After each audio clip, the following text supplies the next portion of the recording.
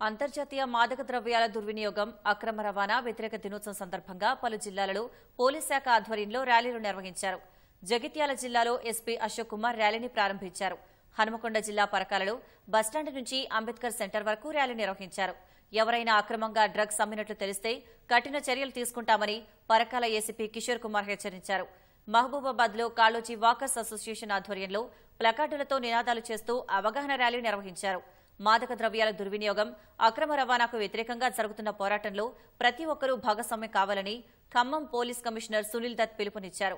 కామారెడ్డి జిల్లా ఎల్లారెడ్డిలో డీఎస్పీ శ్రీనివాస్ ఆధ్వర్యంలో మత్తు పదార్థాల అవగాహన ర్యాలీ నిర్వహించారు. హనుమకొండలో అదనపు కలెక్టర్ రాధికా గుప్తా ఆధ్వర్యంలో అదాలత్ నుంచి కలెక్టరేట్ వరకు భారీ ర్యాలీ తీశారు. అనంతరం కలెక్టరేట్ ఎదుట డ్రగ్స్ మహమ్మారి దిష్టిబొమ్మను దగ్ధం చేశారు.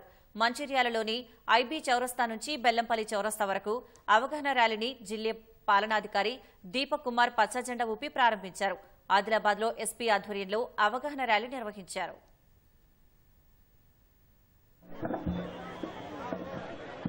అదే